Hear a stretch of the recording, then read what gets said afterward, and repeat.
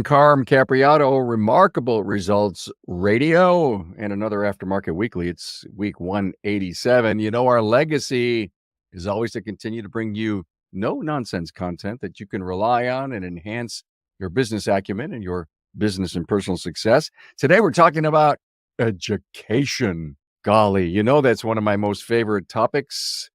And I've got two educators on here with me. We're coming to you live on tape from the Dorman Training Studios, sometimes called my Carm Cave.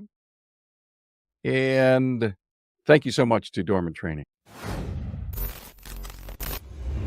Automotive technologies of today and tomorrow demand that professional technicians continuously maintain and grow their knowledge and skill sets.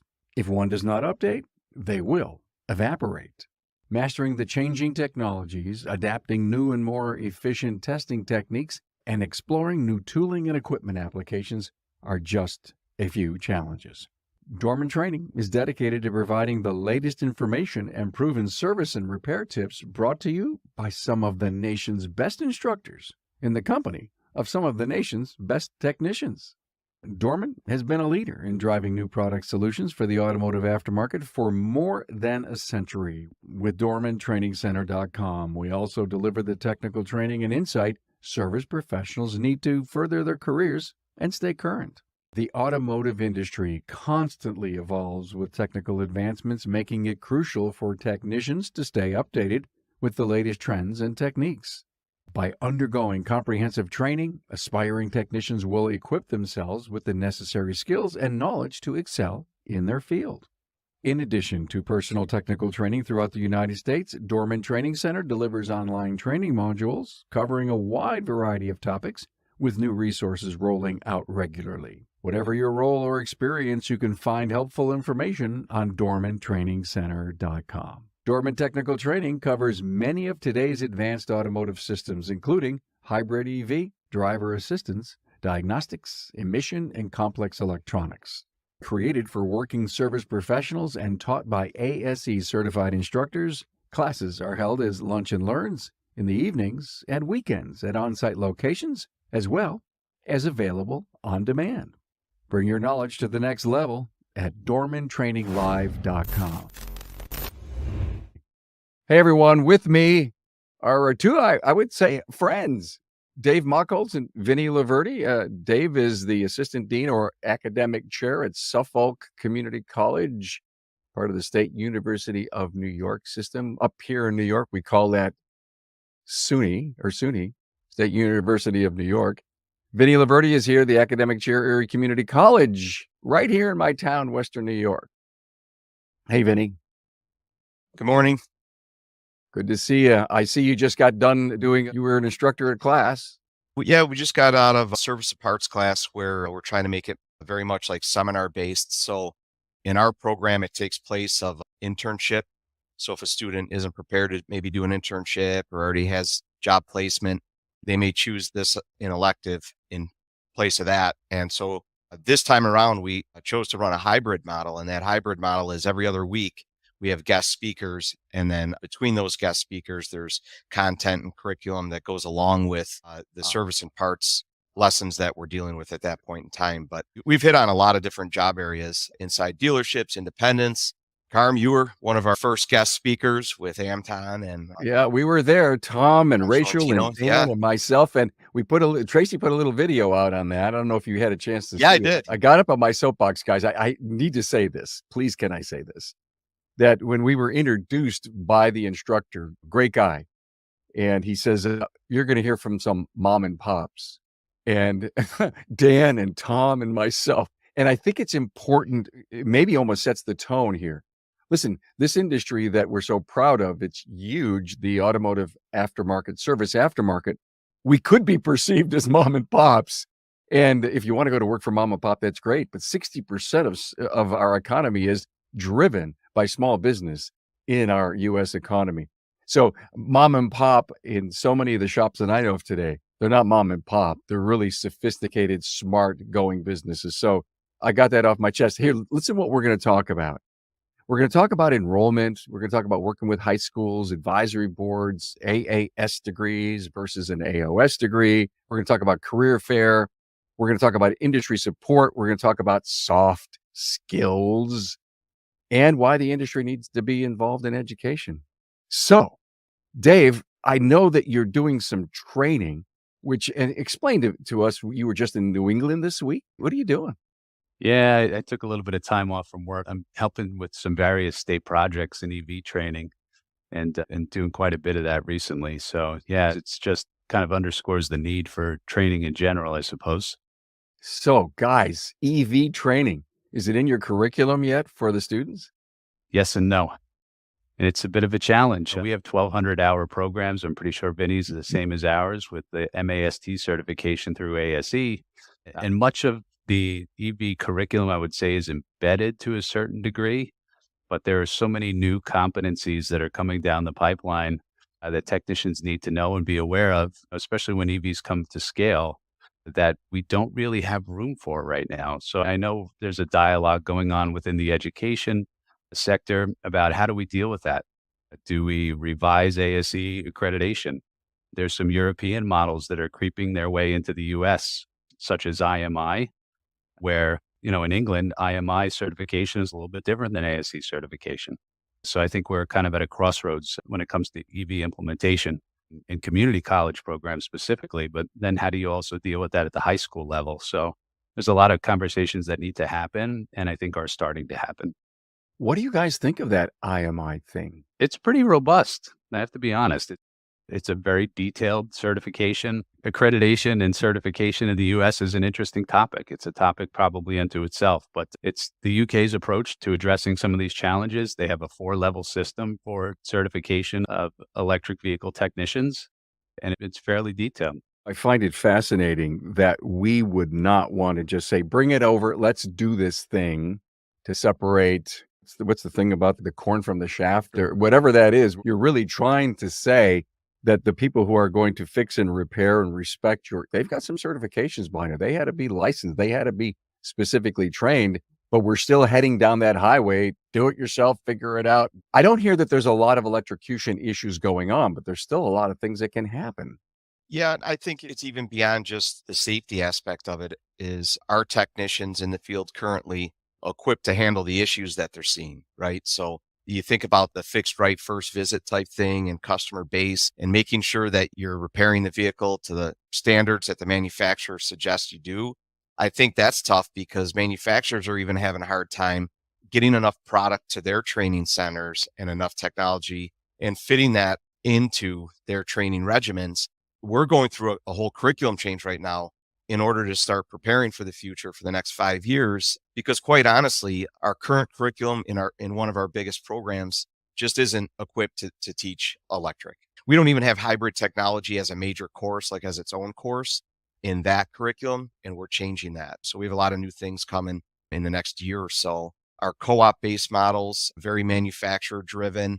We rely on some of the co-op portion of that model in order to train the technicians or the students and technicians that are at their stores because they're working for them at the time. We're utilizing the manufacturer training to do that. We do a very general, broad-based alternative fuels course, and we do electronics and things like that, but it's very manufacturer specific from our standpoint at this point because we have to rely on them.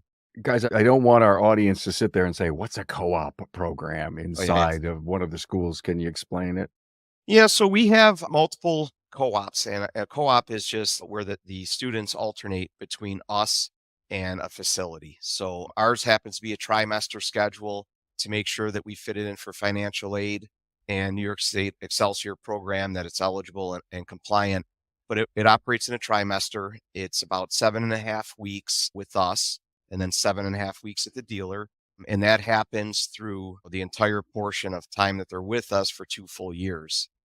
So while they're at the co-op, while they're at the dealership, they're being mentored by one or a specific mentoring team of technicians at that store. And then we go around and check in on them. The students are paid during that time that they're at the store. And that's the time that we usually use also to supplement what we do here at school with their manufacturer's training because they can oversee that portion of it for us. That's pretty much the co-op in a nutshell. How many co-op programs, Dave, do you have at Suffolk? Well, co-op programs. So we have probably, let's see, 7 cohorts of 24 students. So we started 168 students this fall.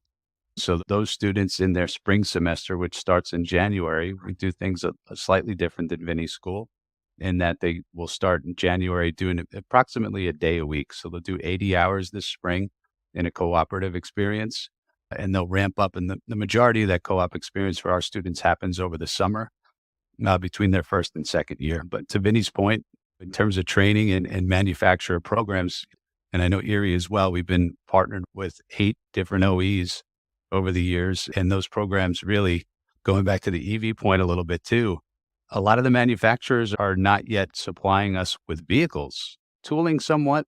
We have one program, Toyota program, that's probably a little bit ahead of the curve, and they probably have been in terms of hybrids and things like that.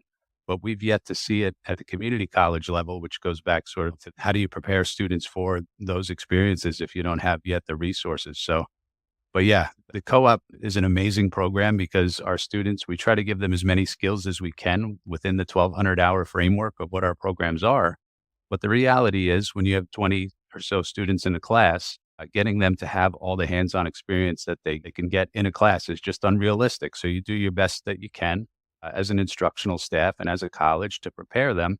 But our partnerships with industry in terms of the co-ops are vital in making sure that they're ready for work when they leave us. Wow, did he just say an awful lot?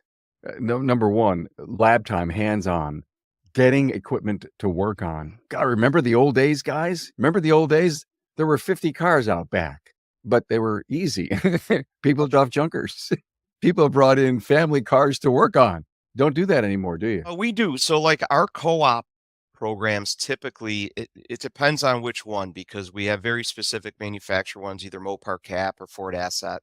And then the dealership based ones like Wester or Northtown, they're over a broad range of brands that those dealers represent or sell. So we focus on a good amount of live work, but as far as the hybrid technology that's still missing in a lot of those components or a lot of those co-ops. Okay, what does it take to change a curriculum? And I know, Vinny, you're going through it right now. Dave, you both smile. Smoke just came out of your ears. And being on Vinny's advisory panel and being on the inside and knowing where he's taking his curriculum and this great school and all the hard work that's being done. Dave, no doubt you guys are busting your hump. I guess the words that I'm looking for is what's going out in the real world today, you got to bring inside. And you got to speak to the educators with the mighty pen that can sign off on stuff. And you got to write letters and you got to call them up and you got to say, listen, we need this. We want this. And we can't really have this AAS program where English, science, and math are included in it because the kids can't pass it. And all that time really needs to be inside the lab. But we also need equipment so that they can work on it. Now, maybe it's a good time to be an educator because we're involved in all this great. Dave, you may look back and say, well, 2024 was a watershed year for us of change in education. Now, I'm on my little soapbox here, but am I making sense? Oh, for sure. I think a couple things involved, right? If you talk about curricular change, curriculum has always been at colleges a faculty-driven process. However, in career and technical education programs, we have to first go to industry and listen to what industry has to say. So right now, there's a mixed bag in what industry has to say about EV. On one hand, as I mentioned earlier, there are a lot of states and government organizations that are receiving a lot of grant money to electrify fleets. As an example here in New York City, we'll be up to 5,600 EVs by the end of this calendar year, the end of 2023, across 59 different garages. So you can imagine what's going on there. So that what we hear from our state and municipal fleet partners might be quite different than what you hear from an independent repair shop, might be quite different than what you hear from a dealer. So our responsibility as programs is to have a robust advisory panel that informs that decision making so that when we go back to the college and we go back to curriculum committees. So how this basically happens is the department meets and says, we need to change our curriculum. That's usually fueled by industry advisory board. We take those proposals to a college curriculum committee, or in our case, a campus committee. So there's actually 3 levels of committees that have to review these proposals. So in that case, we have to have a strong support for adding additional programming, right? When you add an additional class, it adds additional time that may not be paid for by students, which means you have faculty costs, you have building costs, logistic costs, and associated fees and things like that. So they get looked at, kind of gone over with the fine tooth comb, which goes back to, and I'm sure Vinnie will support this idea, that if you have a strong advisory panel that says you need this and this, then it makes life way easier. In addition, if you have an accrediting body like ASE that's saying, hey, we need this and this in the curriculum, those are things that we can then take back to the curriculum committee and make happen. Yeah, I agree with everything Dave just said. And Carm, being on our advisory council, how much we cherish you guys and that you guys really do a lot of work for us and push the ball in the right direction. The beauty part of it, I think I could speak for Dave and his program from what I've understand about it and what I've heard. He seems like he's very like-minded to me. And it's really, honestly, most of the time it's ideas that we want to pull off and do because we're speaking to you guys anyway in industry and we're still engaged with industry. You guys just give us the backing that we're correct in those ideas and then help us to finally tweak those. And I love our advisory council because we have people from all walks of life, being that we have secondary educators in there that are running BOCES programs. We have yourself that's doing this podcast that you get to talk to all of these people throughout the country that bring us a lot of different information that we wouldn't have thought about or perspectives because of the area that we're in. And maybe we're a little bit slow to that, to some of the EV technology. Our area, honestly, it probably isn't as popular as it is in Dave's area at this point. So just because we're more rural and it's just a little different setup, but the advisory council really just adds another layer of data sets that we can push what we actually know that we need to do. So To the point, I think, thank you for going there, both Dave and Vinnie, because I talk about it a lot on the show. Get involved with education, be it high school or post-secondary at college. Join the board, stop into the school, say, hey, I own a shop. Can I get involved? They will probably lay out the red carpet for you and put rose petals down because you may not join the board or you may be able to put an application in, but there's so many other things that industry can do. And I think that's the critical part, not just being on the board, but internships. Can we come and visit your place? Can I come and talk to the students? Do you need any tools? I'm getting some brand new stuff. Vinnie, you got an ADAS thing going on at the school. How cool is that in a couple of weeks? There's a full-blown ADAS dropped off at the school because somebody pulled some kind of string, and then you're going to show it to the students. We've got independents and everybody invited to come in and, if you will, play and or watch this. If I was a student right now and I get a chance to see what this ADAS calibration kit tool could do, I'd be like, oh my God, I'm in this most incredible technology industry that I would have never thought. I thought I was going to have you don't have to have greasy hands in the future, do you? not really, no. So I guess the point that I've heard here in the last few minutes is there's an awful lot of work to move the ball down the 100 yards and score a touchdown. Yeah, our procedure is very much like Dave described it. And then we have one more kind of governing layer, if you will, that oversees the CWCC now. So the college-wide curriculum committee is a committee of educators. They from all different spots in the college, sometimes financial aid and admissions and what have you. They kind of oversee what you're doing and you're bringing them your plan of what you want to change your program to, or if you want to start a new program. And now we have the faculty senate that actually has a little bit of a say on it too and oversees that and votes on that. So as you know, recently authored a very nice letter of recommendation that we move in the direction we're moving. I mean, those types of industry support is just backing up the changes that we want to make, just in case there are some people at the college saying, is this really truly needed? It really helps us a long way with the advisory. Guys, why does it remind me that there's just so many darn layers, and the people that have to be voting on this, it'd be like you voting for somebody in the medical field, Vinnie. Yeah. Well, I guess people will die if I don't say yes. It's like, why isn't there just anyway, I don't want to I'll get a call from the state. Carm, you shouldn't have said that. Carm, to Vinnie's point too, and we have the same process, the faculty senate. But then there's two more layers. If you do a complete program change, that has to go to both SUNY and it has to go to state ed. So you're talking about probably 5 different bodies that have to look at a major curricular change. And that's a difficult task. And Vinnie will tell you, it's usually folks in my position and Vinnie's position that are ones that are advocating for this change. And whatever we can bring with us in terms of material support, like the letter of support that you just mentioned, advisory minutes, accrediting bodies saying, hey, you need to make these changes to meet the needs of students and industry. Those things are vital components to making those successful transitions. So get involved in your local education department. And I think it was you, Vinnie, the other day. We had a meeting actually just a few days ago.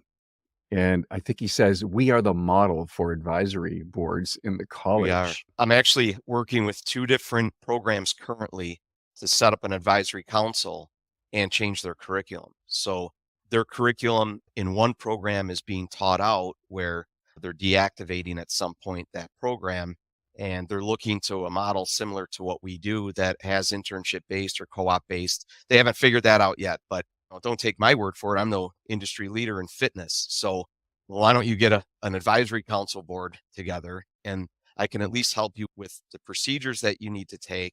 And then I can help you with the CWCC end of it, of what you need to show and data and stuff like that.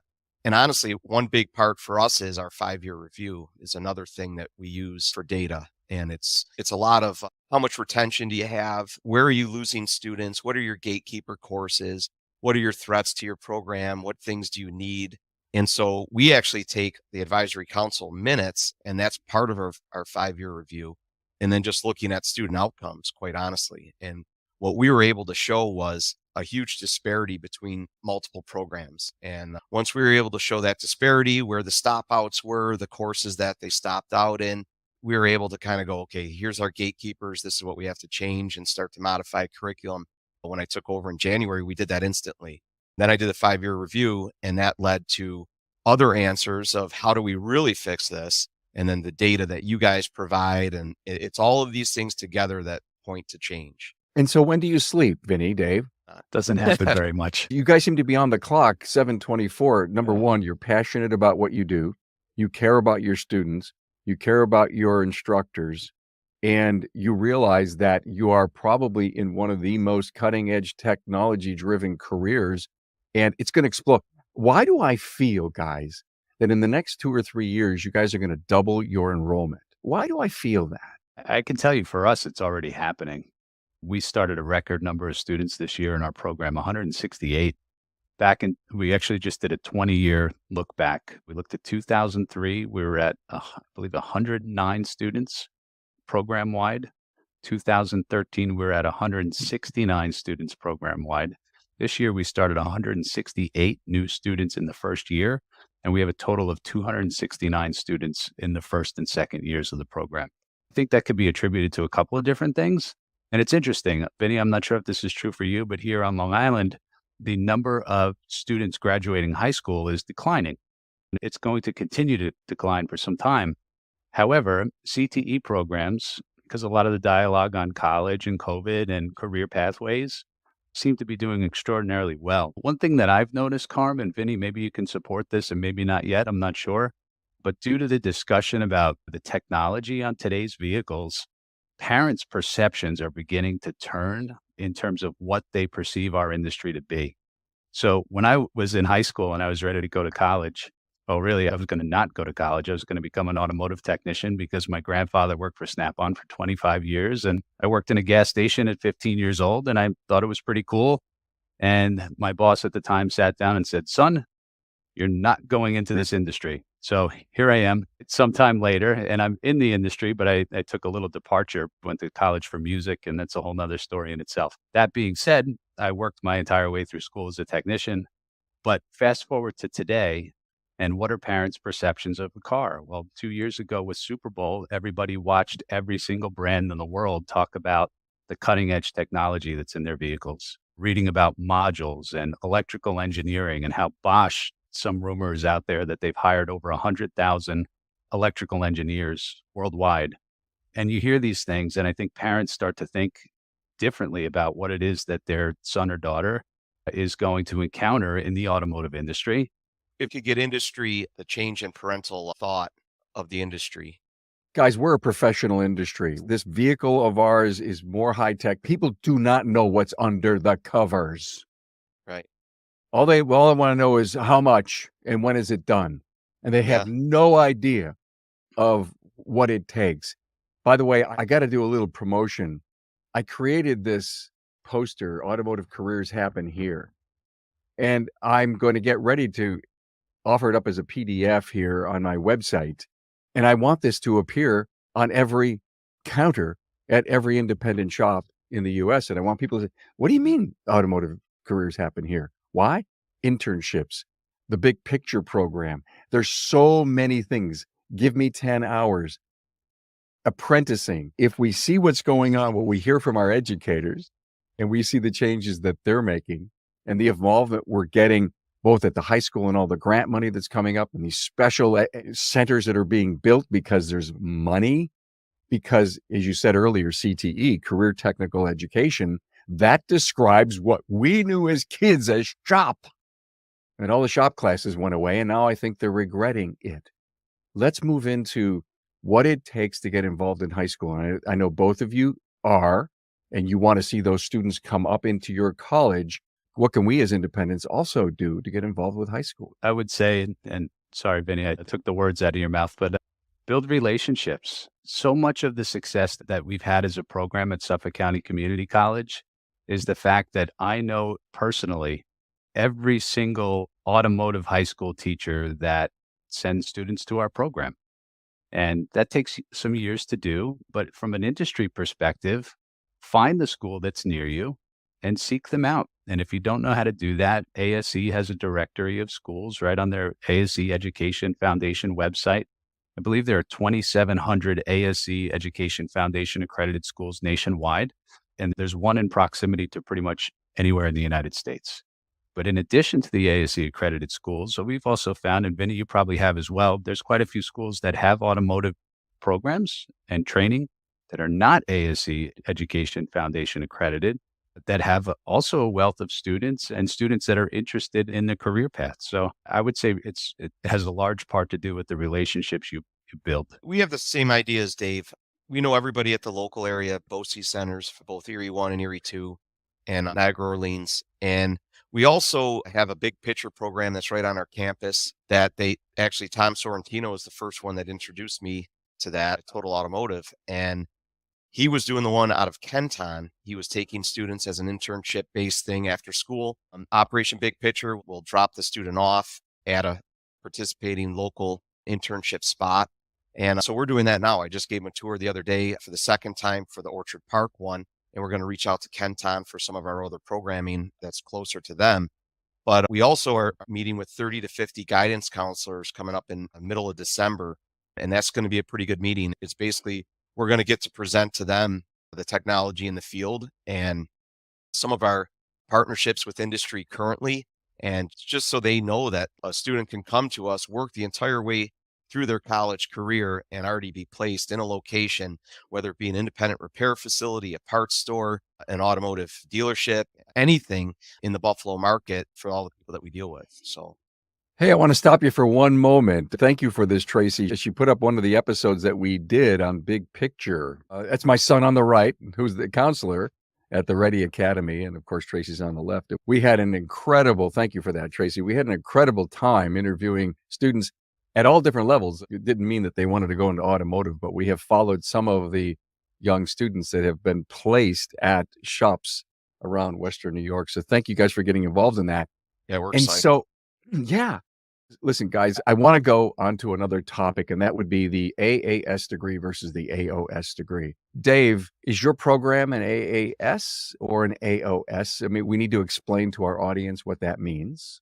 Sure. Associates of Applied Science would be an AAS, and an AOS would be Associates of Occupational Studies or Occupational Science, depending on who's naming it. Difference between the two degrees is typically in an AAS, you have, let's say, as an example, 64 credits in the SUNY system as a cap. About 41 of our credits, or maybe more, maybe 42, are automotive specific. The remainder are going to be math, science, and SUNY general ed requirements, as opposed to an AOS. The language in New York State actually says there is not to be a general education unless it's supported by the industry for the intent of training folks for a specific role. So Suffolk Community College historically has not had any AOS programs, and we've been traditionally AAS. But there's some reason that you might want to be AOS versus AAS in that as we expand programming, especially in like the area of EVs and advanced technology, Vinnie mentioned ADAS. Where do you fit that in a curriculum when you already have 1,200 hours of programming and industry comes in and says, here you go, guys, teach this. And oh, by the way, it's different on every single manufacturer. There's commonalities, but you're going to need different tooling, different equipment, different vehicles to show these students. And you think about that in the framework of time, we don't have time to do it in an AAS degree. So we either have to eliminate something along the lines of, let's say, manual transmissions or engine performance to a certain extent. We're not ready to do that yet. We still have manual transmission cars. We have obviously drivetrains that are still in these electric vehicles, and engines are going to be around for quite a long time, right? Still 90% of the vehicles that are on the road and manufactured today have an internal combustion engine. So you can't discontinue that training. So I'll let Vinnie speak a little bit to an AOS, but I think the benefit there, as Vinnie will probably tell you, is the fact that you can put more technical content into a 2-year program of study. Yeah, I totally agree with Dave. He hit the nail on the head. So we have always been in what we call our general program. And Karen, we've discussed this. I kind of think it's a dirty word, but now we're going to call it something else. It's going to be ATP, the ATP Automotive Technology Program. And it's always been called that, but we refer to it in-house as general. And that's always been an AAS degree. Our AAS is grandfathered in at 67 credits, and 20 of those credits are gen eds. So English, math, science, and electives. They have to take one math course, 2 English courses, a basics physics lecture and lab, and then 2 electives of their choice. So like Dave said, where do you pull away from in the automotive curriculum that you can start to offer more hybrid technology, electric vehicle, ADAS, and even just quite honestly, just body electrical systems, right? There's so many more options on vehicles than ever, and modules and communication issues and service programming and all these things to cover, that you can't start pulling away from tires, brakes, steering, suspension, alignments, maintenance. It's all still there. So we still have to teach basic electrical, and we have to even have a better foundational skill set going into those other courses than ever before. So we've chosen recently that we're starting to make that move or that transition towards an AOS. And the reason being is our AOS model currently, we already have an AOS co-op model, and we're seeing such high results in that. Erie Community College, SUNY Erie, just posted an article recently that around 22%, I think it was, of our students receive a 2-year degree in 3 years. And that, to me, that's a staggering number because, and that's not just automotive, that's throughout the college, but a 2-year degree in 3 years. That means they're taking remedials and things to get to the college bearing math and English. And then they have to take their sciences and things on that afterwards. So that it's holding a lot of people back, I think, from being in industry at sometimes. And our co-op models have just shown kind of the proof that we need to move that way because they're 85 to 95% completion in 2 years with job placement the whole way through. So we see that as being the bigger success.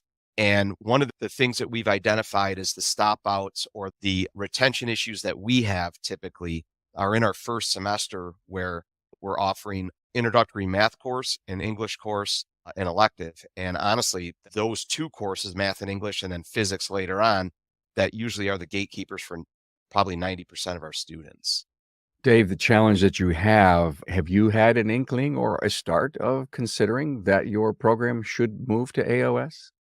Yeah, and I think Vinnie will probably tell you it's a delicate balancing act too, because when you talk about an automotive technician, if you think about today's technician and the skill sets and the competencies they need to have, it does go somewhat beyond just the ability to diagnose a car. I think about repair order write-up and how complex some of these repair order write-ups are going to be. So you're balancing, all right, we'll take some of that coursework away, right, that might support, and we're talking a little bit about soft skills today, that might support the student's ability to comprehend really well what they're reading, when they're fixing a complex problem, but also write about it. I think there's something to be said for as we transition to AOS programs. And I think this is probably, and Vinnie, correct me if I'm wrong, but where we have our eyes on is not eliminating necessarily academic coursework, but trying to pair academic coursework that makes sense for the student in alignment with what they do. So one of the things that we've done within the AAS CARM is we looked at math, and we went to the math department and we said, guys, our students don't see the need for advanced level algebra. What can we do to take the mathematical concepts that they need to get through those learning outcomes and align it? So literally the math department wrote a 250-page PDF manual for us on the input that we gave them. And they include things like machining an engine block, figuring out through algebra what that looks like, looking at resistors, looking at Ohm's law, taking a lot of the applied concepts that we wanted them to take and making math about that.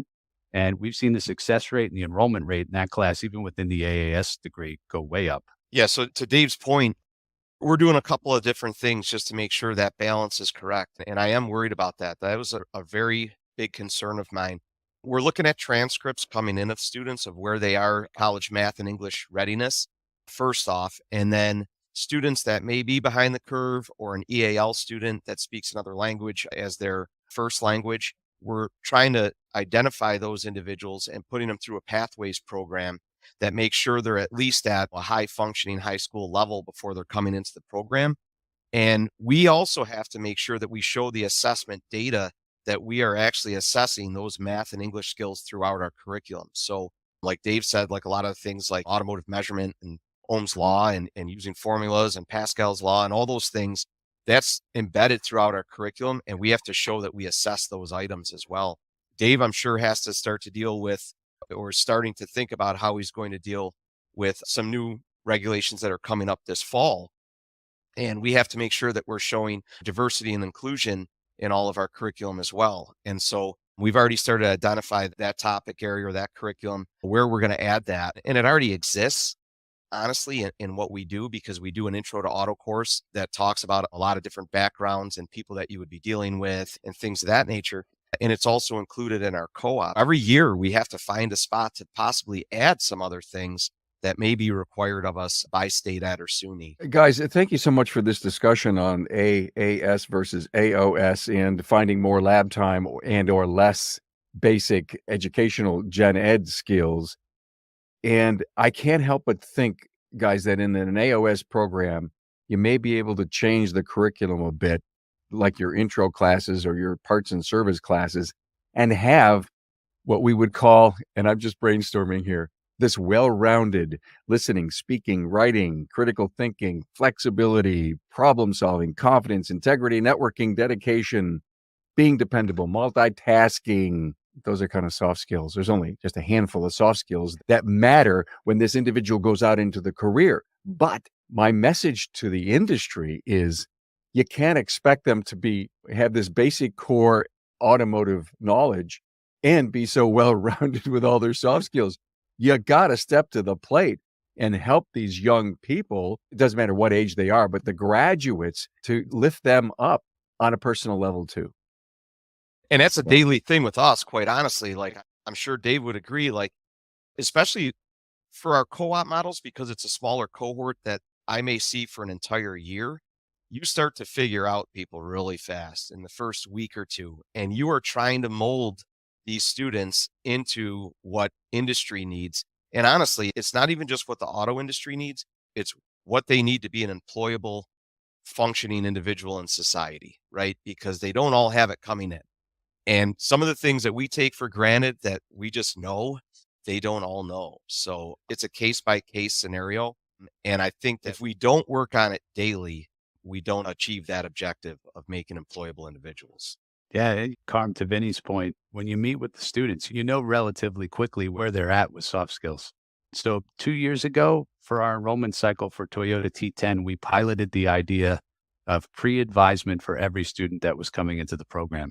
And historically, we've done information sessions, we've done open houses, we've done as much to try to push information out to students to make a decision, but we never really had them talk to us about what they wanted to do. So that being said, we met with every T10 applicant 2 years ago, enrollment cycle, or really last academic year, but 2 cycles ago. In meeting with them, really started to see relatively quickly who wanted to do this, why they wanted to do it. Could they speak to you?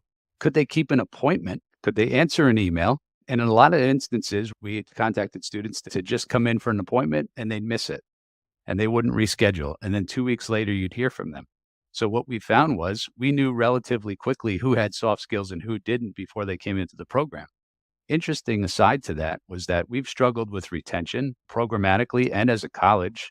Historically, it's built into the model of the community college system. So whatnot, we had 24 students start the Toyota T10 program last year.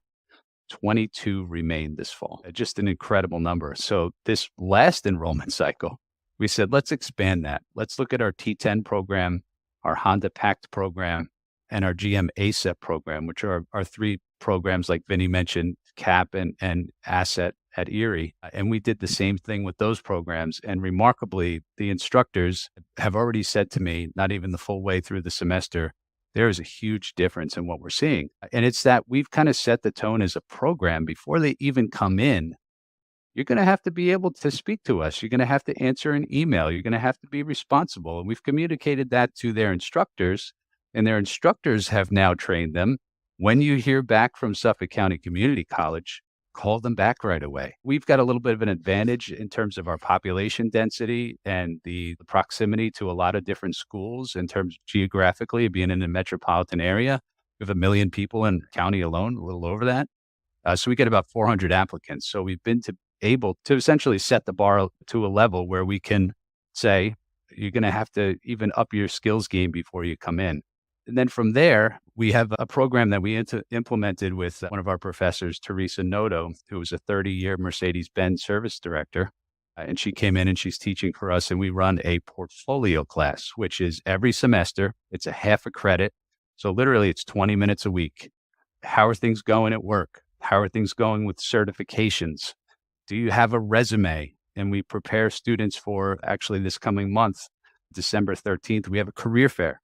So we've done our best to try to build a soft skills program into even our recruiting efforts. And from the day they start with us, building that up and ramping that up. So when they finally do get out into their co-op experience, they can hit the ground running and have hopefully a higher level of success. Great news. And I know, Vinnie, you're carrying the soft skills challenge up there at Erie. Yeah, I mean, the big challenge for us is, and this is my time that my students go out. They went out 3 weeks ago, and I follow them on that co-op journey and make sure that, I visit all the stores that they're in. And I typically, for the first few weeks, I'm in every location probably twice a week. And I've come to know our mentors really well. And I think them as friends now. So I'm always like kind of holding my breath when I'm walking up behind them, like, all right, what are they going to give me? All right. Like, how are they doing? And you got to take a pause. They're like, oh, they're great. So it's nice hearing that, but it's because we know where they came in and we have about 7.5 weeks to turn that tide to make sure that, number one, first and foremost, obviously that they're safe and that they're operating inside of a facility safely. And then the other thing is too, you don't want them to wear people out, right? So they have to have those soft skills, that the attendance good, the punctuality's good, professional attitude. They got to be enthusiastic about being there, not like, oh, I'm tired because I was up playing video games all day. And the big one that I stress to them is do your due diligence. And if you have the soft skills to go, okay, I'm going to follow whatever I have in front of me until I literally hit a brick wall. And then I'm going to ask the questions, right? People will respect you within a facility because they're flat rate, they're busy, they have a lot going on. They don't mind you asking questions. They don't want you to pull in the door and the windows down and you're asking them what you think this check engine light's on for. You don't have a scan tool on it. You haven't looked at any data. You didn't take a snapshot. You didn't look at service information. Don't start asking questions yet, right? Do your due diligence. And I think if we can get those major ones that they're safe and they can do all those other things, we hit a home run for the first 8 weeks and we're good. Well, I have so enjoyed this conversation. I love the portfolio class, Dave. That's a great idea. Dave, that is just brilliant. And then, Vinnie, as you were speaking, I started to think about emulating their mentor. Yeah, and they do. And we discuss that quite honestly. Like we have sit downs and Listen, our mentors, I'm telling you, they're some of the best people I've ever worked with. They're doing it for the right reasons, and they do a fantastic job.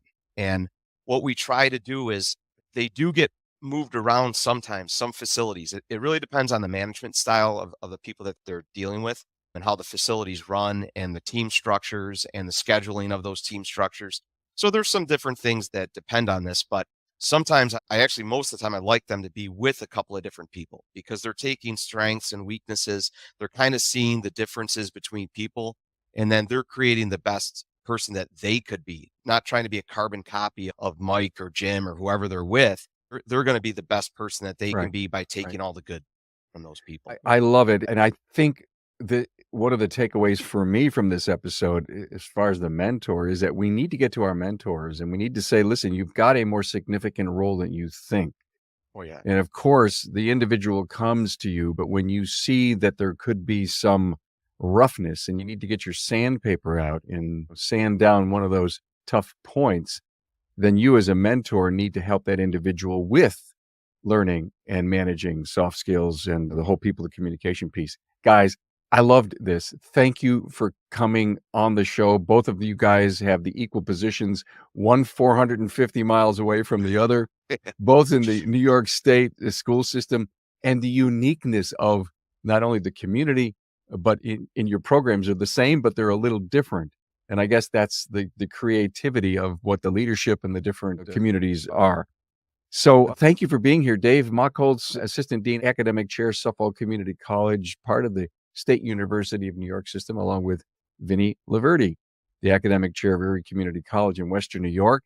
Go into these schools, talk to guys like Vinnie and Dave, put your business, your career, your world on the line and help our students stay in school, learn more, and be gainfully employed when they're all done. Guys, thanks for being here. Thanks, Carl. Thank you, Carm. Thanks for being involved.